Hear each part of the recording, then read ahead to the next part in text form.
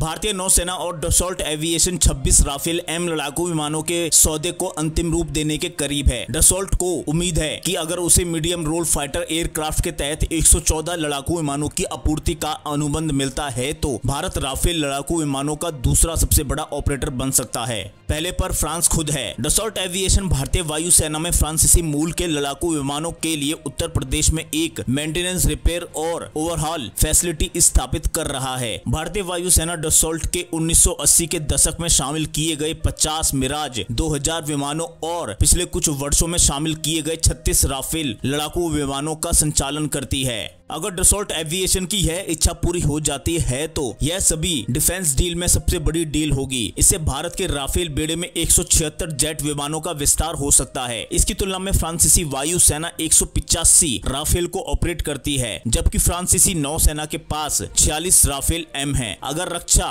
अनुसंधान एवं विकास संगठन DRDO द्वारा बनाए जा रहे ट्विन इंजन डेक आधारित लड़ाकू विमानों से पहले भारत का दूसरा विमान वाहक पोत सेवा में आ जाता है तो भारतीय नौसेना की आवश्यकता भी बढ़ सकती है। 2040 के लिए डसॉल्ट के अनुमानों में यह उम्मीद शामिल है कि भारतीय नौसेना फ्रांसीसी नौसेना को पीछे छोड़कर राफेल एम लड़ाकू विमानों का सबसे बड़ा ऑपरेटर बन सकती है। डसॉल्ट को भारत से 31 राफेल एम लड़ाकू विमानों के लिए अतिरिक्त ऑर्डर मिलने की उम्मीद है। भारतीय नौसेना ने शुरू में इन फ्रांसीसी विमानों में से 57 को खरीदने की योजना बनाई थी, लेकिन DRDO द्वारा समय पर TEDBF की आपूर्ति का आश्वासन दिए जाने के बाद इसे घटाकर 26 यूनिट कर दिया गया है। फ्रांसीसी multi role fighter jet Rafale को लंबे समय तक खरीदार नहीं मिल पाया। मिस्र और कतर से मिले मामूली ऑर्डर के अलावा राफेल के ऑर्डर बुक में ऐसा कुछ भी नहीं था जिस पर गर्व किया जा सके। डसॉल्ट को Belgium, Brazil, Canada, Finland, Kuwait, Singapore और स्विट्जरलैंड से निराशा हाथ लगी। इसका प्रमुख कारण राफेल की कीमत रही। जब दुनिया की चौथी सबसे बड़ी भारतीय वायुसेना इंडियन एयरफोर्स ने 2012 में यूरोफाइटर टाइफून के बजाय राफेल को चुना तो इससे फ्रांसीसी लड़ाकू जेट के लिए ऑर्डरों की बाढ़ आ गई। तब से UAE ने 80 राफेल के लिए एक ऐतिहासिक सौदे पर हस्ताक्षर किए हैं। राफेल के पहले प्रोटोटाइप ने 19 मई 1991 को उड़ान भरी थी और पहला राफेल F1 ठीक एक दशक बाद 18 मई 2001 को फ्रांसीसी नौसेना को सौंपा गया था। तो दोस्तों, इस खबर में इतना ही। जल्द मिलते हैं अगली खबर के साथ। जब तक के लिए जय हिंद, वंदे मातरम। अगर वीडियो पसंद आया हो तो वीडियो को लाइक, शेयर, कमेंट और चैनल को सब्सक्राइब जरूर करें।